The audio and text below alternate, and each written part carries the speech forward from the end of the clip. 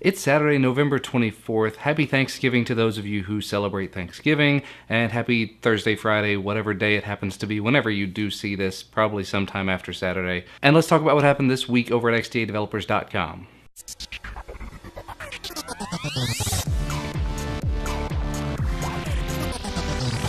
This is going to be a bit of a quick one because I have family in the house that are already asleep, so I'm going to try to keep it kind of down and, like I said, quick. First up, device ROM type update news. Since the source for Android 4.2 was released, a lot of people were saying all of these devices are going to get 4.2, all of these Nexus devices.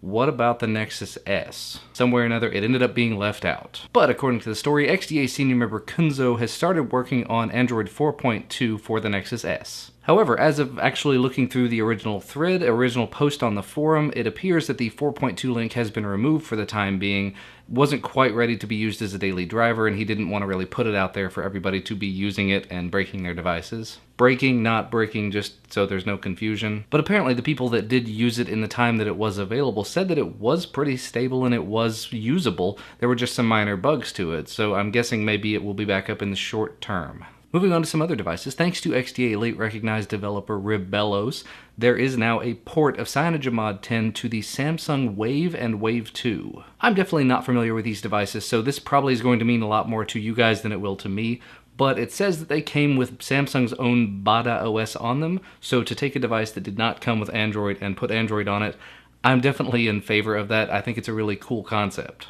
This is still an early alpha, this is a very first build, so please do not go running it on your device if you're not a developer. It is only intended for developers, but if you do have a device to spare and you're interested in helping out and you know anything about it, read up through the forum thread and see if there's any way that you can help out. But like I said, don't go just jumping right in there and hoping it's going to work 100%, because it probably will not.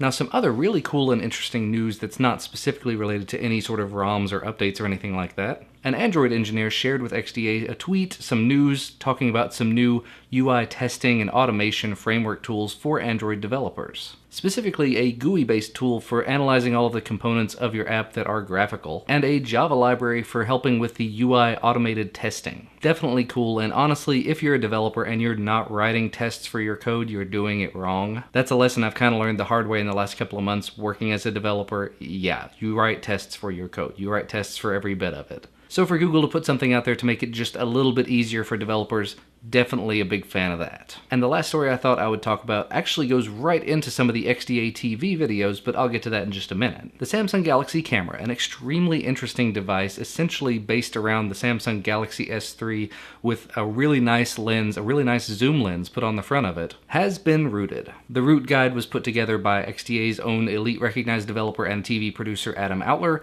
using XDA elite recognized developer and all of the other stuff that ever existed, Chainfire's CF Autoroot. Now, if you'd like to see how this was done, let's go ahead and talk about the rest of this. In the last week, XDA's own Adam Outler has put out 3 videos on the Samsung Galaxy camera. The first one being a simple unboxing just to show you what's in the box, not a true XDA style unboxing, because Part 2 was the full teardown of the device that he normally would do in one video, just to sort of show you the idea that the teardown is not exactly the unboxing, but the XDA style unboxing is normally both of them together. So either way, you've got 2 videos there. And the third one, as you would expect, is the demonstration of rooting the device. And also, because we cannot leave Azrionok out, Azrionok put out a video this week talking about this is why we root Android devices. This was essentially his response to a Gizmodo article where they asked why would you want to root a device, specifically why would you want to root the Nexus 4. So Azrionok goes through pretty much every scenario where rooting a device would be useful. And really the core of it is, and I'm not going to give everything away here, but the core of it is a lot of the new improvements that come in Android come from items that have to have root. So the community will come up with something that requires root, and then eventually Android will pick it up and incorporate it and make it a non-root necessary thing. So it helps innovation, it helps people grow, it helps Android grow in the long term. Anyway, for all the specifics and Azrionok's amazing style of ranting, please do go check out his video. And if you want to see anything and everything there is to do with the Samsung Galaxy camera, make sure to check out Adam's video.